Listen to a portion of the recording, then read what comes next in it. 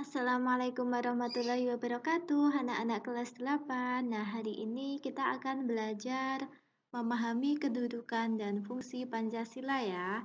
Sebelumnya di kelas 7 kalian telah belajar perumusan dan penetapan Pancasila sebagai dasar negara.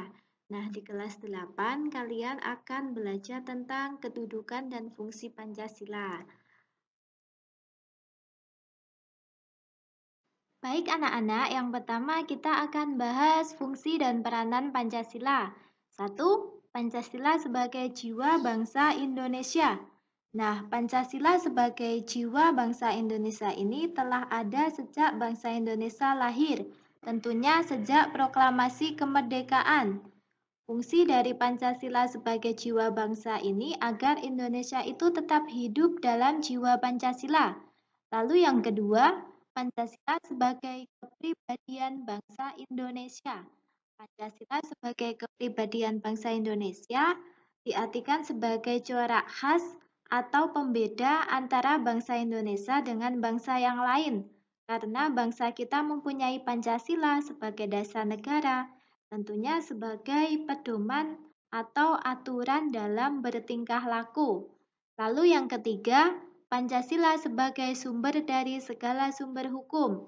Nah, hubungan antara Pancasila dengan hukum adalah setiap sila Pancasila itu merupakan nilai dasar, sedangkan hukum merupakan nilai instrumental atau penjabaran dari nilai dasar tersebut.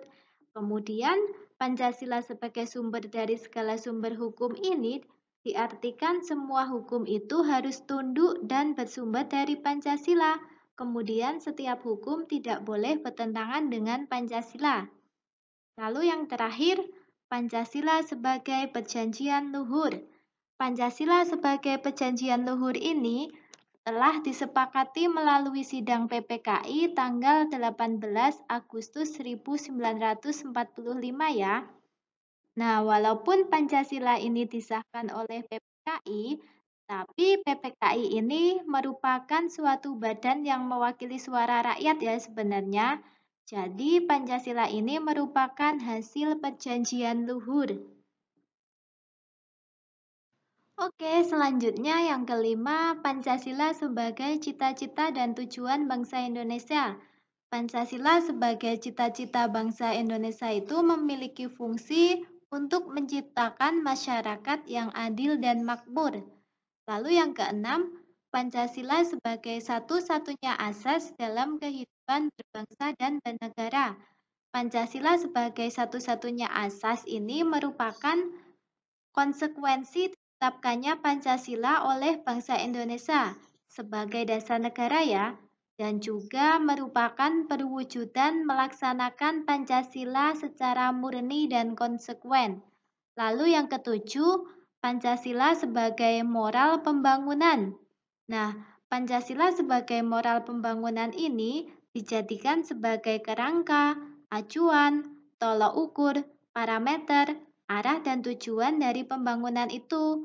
Nah, karena apabila warga Indonesia ini mampu mengimplementasikan Pancasila dalam kehidupan sehari-hari, tentunya manusia itu akan selalu berperilaku baik, sehingga terbentuknya moral yang baik juga. Oke anak-anak, selanjutnya kita akan bahas makna Pancasila sebagai dasar negara dan pandangan hidup. Yang pertama, Pancasila sebagai dasar negara. Tentunya setiap negara itu memiliki dasar, memiliki fondasi, yang artinya sebagai acuan atau bahkan tujuan yang ingin dicapai suatu negara yang tentunya berbeda dengan negara lain. Para pendiri negara pun sudah dengan jelas menyatakan bahwa Indonesia itu membutuhkan sebuah dasar untuk penyelenggaraan negara. Lalu yang kedua, Pancasila sebagai pandangan hidup. Artinya, kita sebagai manusia memiliki cita-cita ya, anak-anak pun pasti memiliki cita-cita kan? Nah, kemudian dengan negara, negara pun juga memiliki cita-cita. Ingin apa yang diwujudkan oleh negara itu ada. Artinya sebagai pandangan hidup atau the way of life. sebagai pegangan hidup, sebagai pedoman hidup, sebagai petunjuk hidup.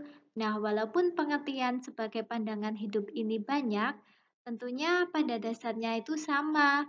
Nah, lebih lanjut tentang Pancasila itu sebagai pandangan hidup merupakan petunjuk dalam kehidupan bermasyarakat dalam kesehariannya sebagai pandangan hidup apa yang ingin dicapai itu.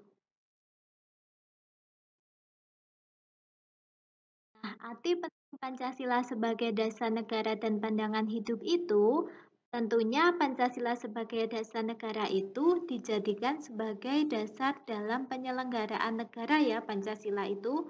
Kemudian Pancasila sebagai pandangan hidup ini, Pancasila dijadikan sebagai pedoman bertingkah laku manusia dalam kehidupan sehari-hari, dalam kehidupan bermasyarakat, berbangsa, dan bernegara. Oke anak-anak, materi hari ini telah selesai ya. Kita lanjutkan minggu depan. Semangat belajar PPKN-nya ya. Sekian dari Ibu. Semoga apa yang kita pelajari hari ini bermanfaat ya. Wassalamualaikum warahmatullahi wabarakatuh. Semangat belajar.